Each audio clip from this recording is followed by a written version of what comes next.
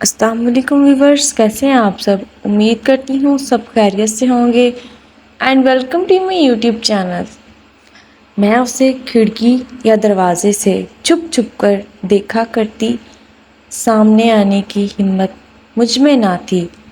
سچ تو یہ ہے کہ وہ میرے دل میں کھپ چکا تھا، اس کی محبت پاش نظروں کا نشہ، دوسری طرف ابا کا خوف اور کم عمری کا عذاب۔ مجھ سے اپنا آپ سنبھالنا مشکل ہو رہا تھا۔ اسے دیکھ کر لگتا تھا جیسے وہ شرارت کرنے والا ہے یا شرارت کر کے آیا ہے۔ میں اس سے دور ہی رہنے کی کوشش کرتی، مگر وہ مجھ سے ذو معنی بات کرنے کا موقع ہاتھ سے نہ جانے دیتا۔ میں پریشان تھی، اگر بابا نے اس کی بے باکی دیکھ لی تو کیا ہوگا؟ میں سوچ کر کانپ جاتی۔ اس نے مجھے عجیب صورتحال سے دوچار کر رکھا تھا۔ میرا نام مریم ہے۔ میں نے کسی دانشور کا قول پڑھا تھا کہ پتہ نہیں لوگ بیٹیوں کے نام مریم، زینب کیوں رکھ دیتے ہیں۔ بڑے ناموں کے ساتھ دکھ بھی بڑے ہی وابستہ ہوتے ہیں۔ اتنے بڑے نام غم کی صورت میں کچھ نہ کچھ خراج تو وصول کرتے ہی ہیں۔ جی ہاں، میرا نام مریم ہے۔ ہم دو بہنیں اور ایک بھائی ہیں۔ میرے بابا کا چھوٹا سا ہوٹل تھا، اچھی گزر بسر ہو رہی تھی۔ دن کچھ بچپن کے کچھ جوانی کے تھے، زندگی مزے میں تھی۔ فاطمہ جو کہ میری چھوٹی بہن ہے، مجھے اس کو ستانے میں بڑا مزہ آتا تھا۔ سلواتیں سننے کو ملتی تھی، علی بھیا کی چیزیں چھپا کر ان کی چیخیں سننا، بس مزے ہی مزے تھے۔ میرے چچا کی فیملی بھی ہمارے ساتھ ہی رہائش پذیر تھی۔ میرے چچا شہباز کے دو بیٹے طلحہ اور بلال، ہم سب اسکول اور کالجز میں تھے۔ امی بابا سے اکثر کہا کرتی تھی کہ اب ہم علیحدہ ہو جائیں تو اچھا ہے، ہمارے بچے جوان ہو رہے ہیں، ہمارے درمیان سے دیوار کھینچ لینی چاہیے۔ بیٹیوں والا گھر ہے، اگر کوئی غلطی ہو گئی تم معاف نہیں کرو گے، میں تم کو اچھی طرح جانتی ہوں۔ میرے بابا مذاق میں بات اڑا دیتے اور کہتے کہ میرے بچے ایسے نہیں، مجھے ان پر مکمل اعتماد ہے۔ میں سیکنڈ ایئر کی طالبہ تھی اور بلال یونیورسٹی میں پڑھ رہا تھا۔ ایک دن بدقسمتی سے میں گھر پر اکیلی تھی۔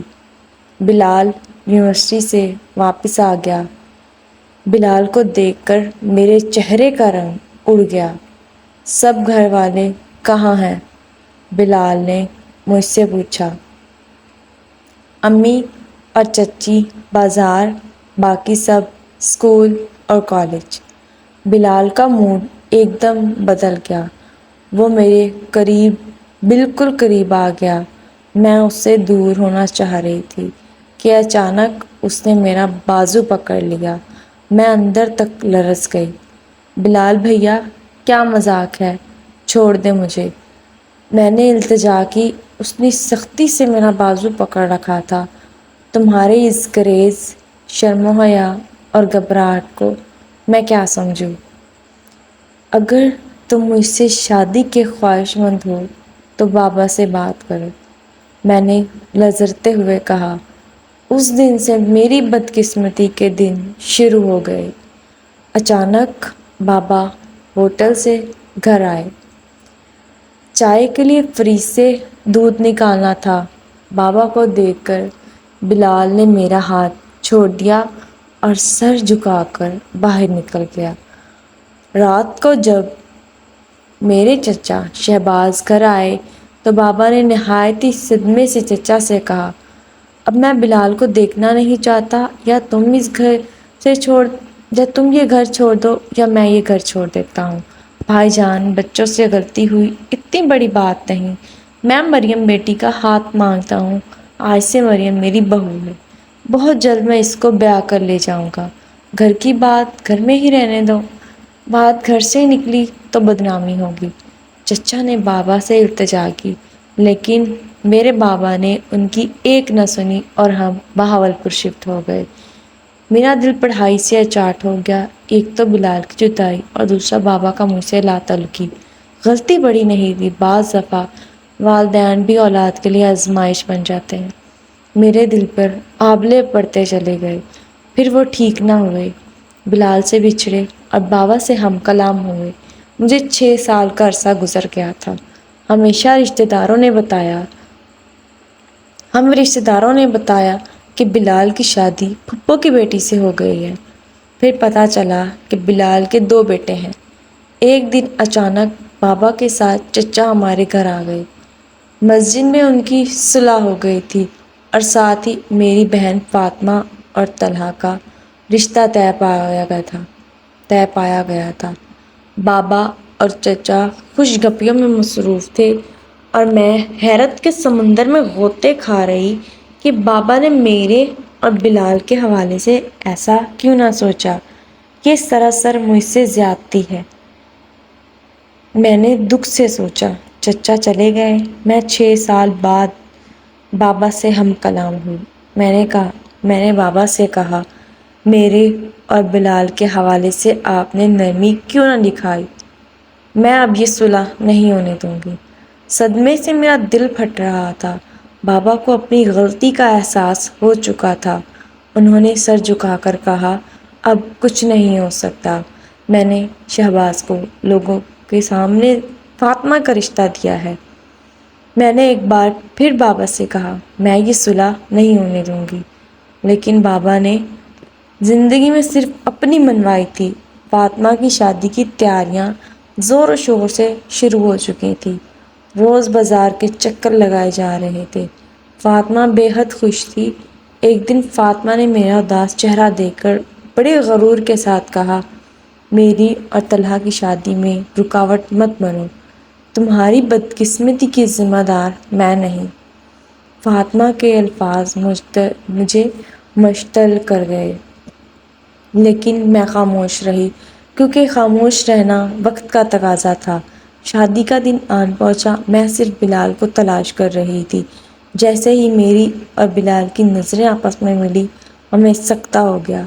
بلال نے دونوں بیٹے ماں کے حوالے کیے اور میری دوست کے گھر چلا گیا۔ میری دوست نے مجھے بلال کا پیغام دیا، بلال تم سے ملنا چاہتا ہے۔ میں اپنی دوست کے گھر آ گئی۔ اب مجھے کسی کا ڈر اور خوف نہیں تھا۔ بلال کو ایک عرصے بعد دیکھ کر میری آنکھیں دریائے راوی بن گئی۔ وقت بہت کم ہے، اسے رونے میں ضائع نہ کرو۔ جلدی سے بتاؤ، کیا تم میرے ساتھ کورٹ میرج کرو گی؟ میں نے ہاں کر دی۔ مجھے کسی کی پرواہ نہیں تھی۔ مریم، میں شادی شدہ 2 بچوں کا باپ ہوں۔ پتہ ہے بہت ہنگامہ ہوگا، لیکن میں تم تک کسی کو نہیں آنے دوں گا۔ فاطمہ کے پرغرور الفاظ نے میرے اندر آگ لگا رکھی تھی۔ فاطمہ کی شادی کے 2 دن بعد ہی میں نے بلال سے نکاح کر لیا۔ یہ خبر میرے گھر والوں پر بم بن کر گری۔ میرے ماں باپ بار بار بے ہوش ہو رہے تھے۔